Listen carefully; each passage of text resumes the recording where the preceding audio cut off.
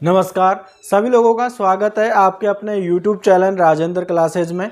दोस्तों, आज की वीडियो के अंदर अपन करने वाले हैं जो अभी आपके फॉर्म निकलेंगे आरआरबी ग्रुप डी के, उसके महत्वपूर्ण मैथ के क्वेश्चन अपन करने वाले हैं।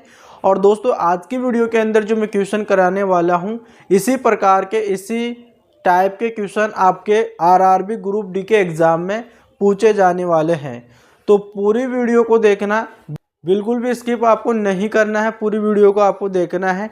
अब दोस्तों, यहाँ पर मैं एक एक क्वेश्चनों को यहाँ पर स्क्रीन पर लगाता रहूँगा, आपको एक एक क्वेश्चनों का आंसर देना है, ठीक है।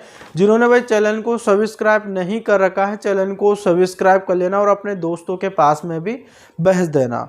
चलेगा दोस्तों, यहाँ पर आपको स्क्रीन पर पहला क्वेश्चन दिख रहा होगा। अब उस पहला क्वेश्चन है कि उस समबाहु त्रिभुज का क्षेत्रफल ज्ञात कीजिए जिसका परिमाप कितना है, 24 सेंटीमीटर है, ठीक है।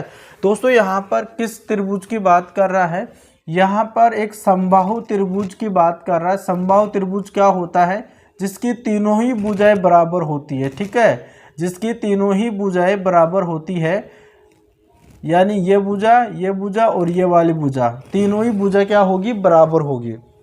अब दोस्तों, यहाँ पर देखिएगा, अगर भुजा ये ए माने और ये भी ए माने और ये भी ए माने, ठीक है, यानी ये ए भुजा है, तो यहाँ पर जो इसका परिमाप दे रखा है वो परिमाप कितना है, 24 सेंटीमीटर। अब परिमाप क्या होता है दोस्तों, यहाँ पर देखो तीन भुजा ये है ना इसकी, तो यहाँ पर 3a बराबर और इसका परिमाप कितना दे रखा है, 24 सेंटीमीटर, ठीक है।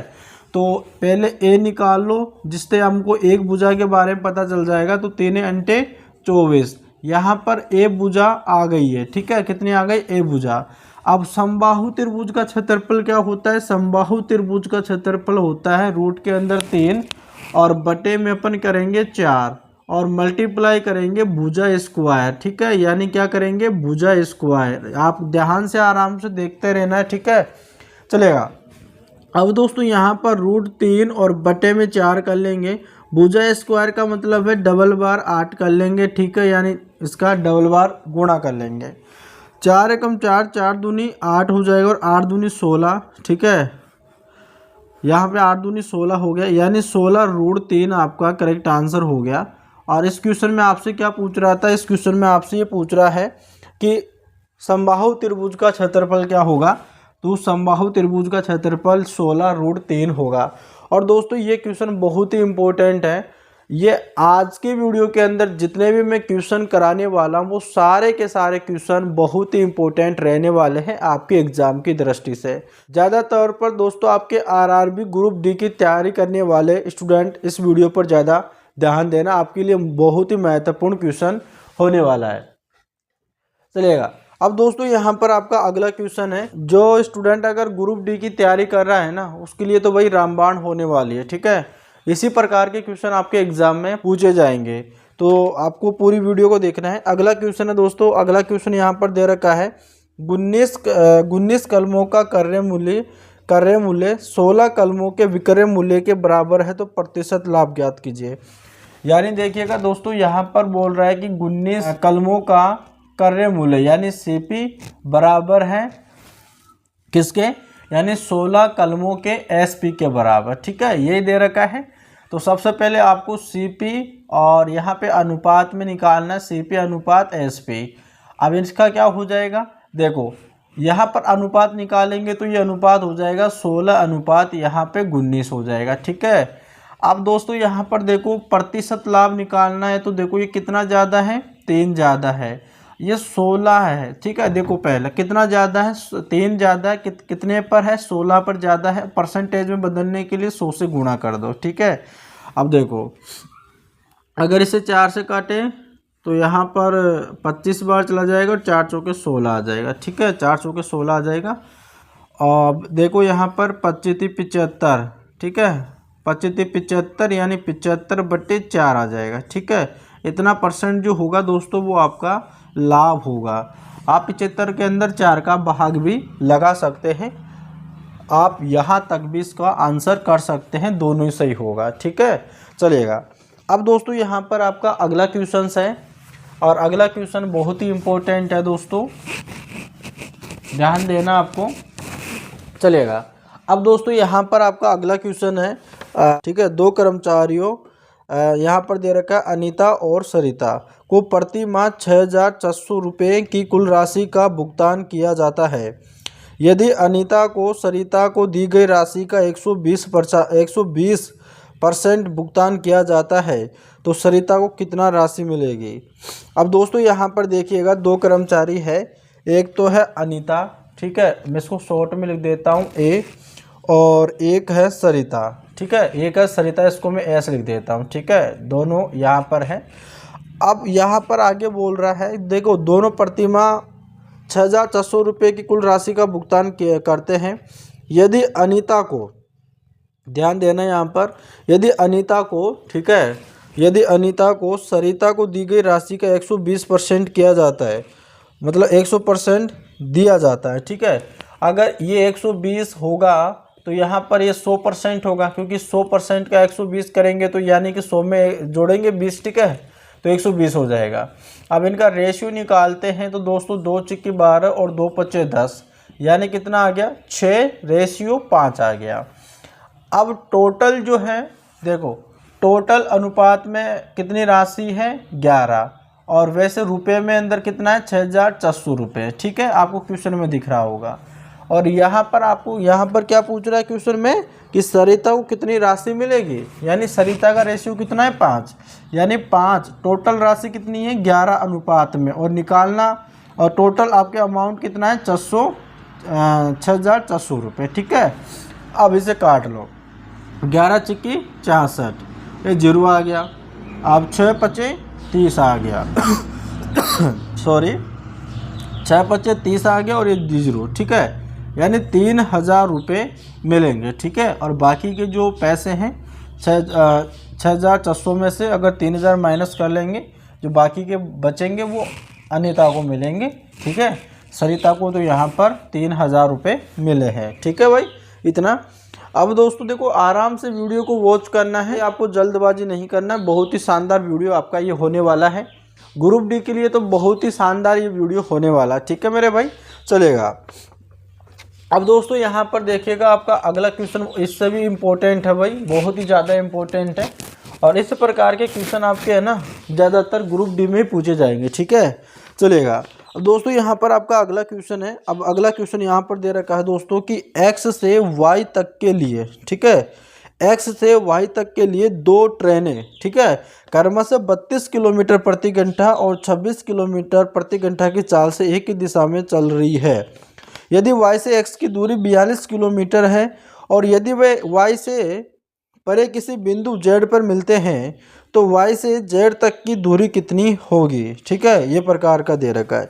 सबसे पहले क्वेश्चन को समझो आप, ठीक है, क्वेश्चन को आपको समझना है। क्वेश्चन में दे रखा है x से y तक 2 ट्रेनें क्रमशः। सबसे पहले यहाँ पर आपको देखना है, यानी कि देखिएगा यहाँ पर कोई दूरी है, ठीक है, इस प्रकार की कोई दूरी है, x है और एक y है, ठीक है। यहाँ पर 2 ट्रेनें चलती है, ठीक है, 2 ट्रेनें चलती है, एक तो 32 किलोमीटर प्रति घंटा की रफ्तार से, और दूसरी ट्रेन चलती है 26 किलोमीटर प्रति घंटा की चाल से, एक ही दिशा में चल रही है। यदि y से x की दूरी 42 किलोमीटर है, यदि y से x की किलोमीटर की दूरी कितनी है 42 किलोमीटर, इनकी दूरी अगर देखा जाए तो 42 किलोमीटर की है, ठीक है, ये क्वेश्चन में बोल रहा है। यदि वे y से परे किसी बिंदु पर z पर मिलते हैं, यदि वे y से परे किसी बिंदु z पे मिलते हैं, कोई z इसके आगे कोई बिंदु होगा, ठीक है, यहाँ पर कोई z बिंदु है, वहाँ पे मिलते हैं। अब यहाँ पे बोल रहा है कि y से z तक की दूरी कितनी है। देखो दोस्तों, एक ट्रेन तो यहाँ से चलना स्टार्ट करती है, पहली ट्रेन जो है x वाली, वो यहाँ पे चलना स्टार्ट करती है 32 किलोमीटर प्रति घंटा की रफ्तार से चलती है, और दूसरी ट्रेन है ना यहाँ से चलना स्टार्ट करती है 26 किलोमीटर प्रति घंटा से, ठीक है। अब देखो, चल तो एक ही दिशा में रही है ना मेरे भाई।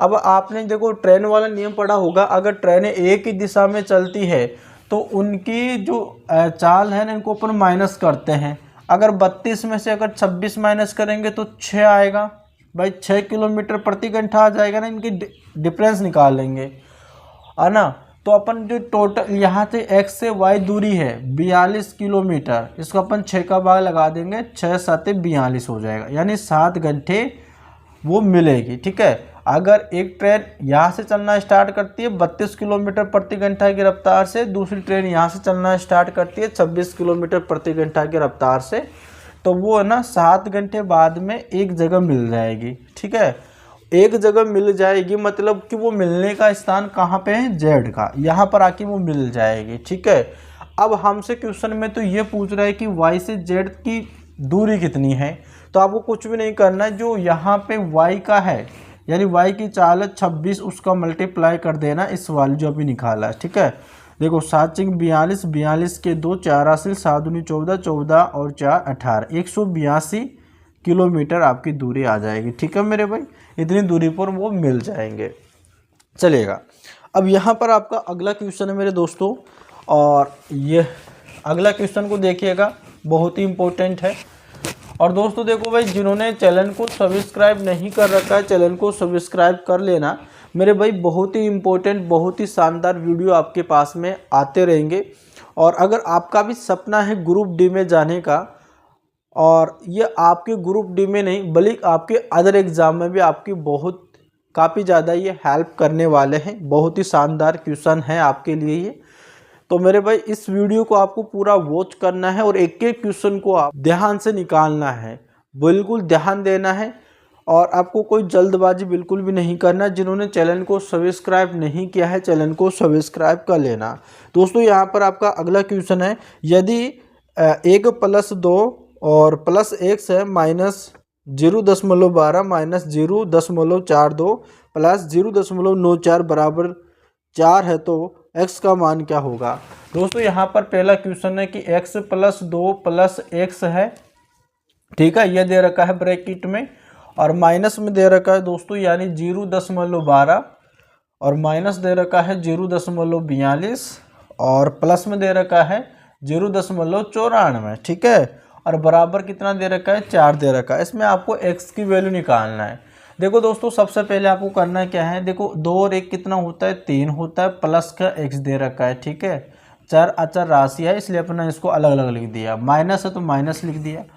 अब दोस्तों यहाँ पर देखो यहाँ पे ये प्लस का है और यहाँ पर भी प्लस का है, तो सबसे पहले 0.12 और 0.94 को जोड़ दो। ठीक है, 4 2 6, एक ये हो गया 10 और एक हासिल यहाँ पे आ जाएगा।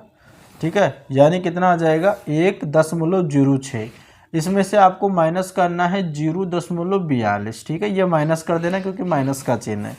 6 में से 2 गया तो 4 बच जाएगा। अब इसने इधर से उधार लिया, 10 में से 4 गया तो 6 हो जाएगा। ठीक है, नहीं यहाँ पे पॉइंट नहीं लगेगा, पॉइंट यहाँ पे लगेगा। ठीक है, इसको सोल्व करने पर मेरे पास कितना आया, यानी 0.46 इतना आ गया, और बराबर में क्या है 4। ठीक है, बराबर में क्या है आपके 4, इतना आ गया। अब करना क्या है दोस्तों, यहाँ पर देखो आपको 3 दे रखा है और प्लस के 1 से ये माइनस के 0.64 बराबर 4 हो जाएगा। ठीक है, इस वाले 3 को आप बराबर की उधर भेजोगे तो x - 0.64 हो जाएगा, और बराबर जब 4 में से 3 जाएगा तो 1 बच जाएगा इधर। अब मैं क्या करता हूँ, इस वाले पार्ट को भी उधर भेज देता हूँ, मुझे x की वैल्यू चाहिए, ये माइनस का है तो उधर जाके प्लस का हो जाएगा, तो 1 + 0.64 हो जाएगा। ठीक है, अब यह भी जुड़ जाएगा। ठीक है, अब इसके अंदर ये जुड़ जाएगा तो यहाँ पर x की वैल्यू निकल जाएगी 1.64। ये आपका करेक्ट आंसर हो जाएगा मेरे भाई। ठीक है, चलेगा, अगले क्वेश्चन पे चलते हैं। अब दोस्तों यहाँ पर आपका अगला क्वेश्चन है, और यहाँ पर आपको स्क्रीन पर दिख भी रहा होगा।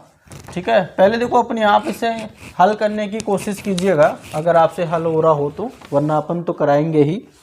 देखो यहाँ पर आपका अगला क्वेश्चन है, यदि हम भिन्न के अंश को 50% और हर को 80% बढ़ाते हैं तो नया भिन्न कितना होगा।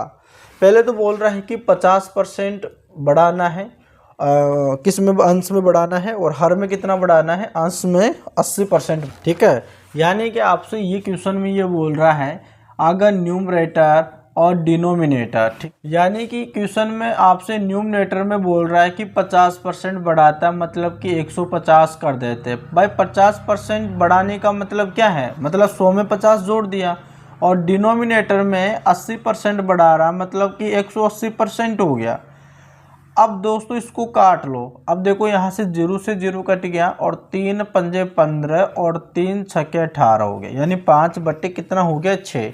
क्वेश्चन में आपसे ये पूछ रहा है कि नया भिन्न मूल का कितना होगा, ठीक है। यानी कि कितना होगा, तो आपका आंसर होगा 5/6, ठीक है। ये आपका करेक्ट आंसर हो जाएगा, चलेगा। अब दोस्तों यहाँ पर आपका अगला क्वेश्चन है, और अगले क्वेश्चन को ध्यान से देखना। बहुत सारे स्टूडेंट इस क्वेश्चन को तो ऐसे ही छोड़ देते हैं, बहुत ही मामूली सी क्वेश्चन है।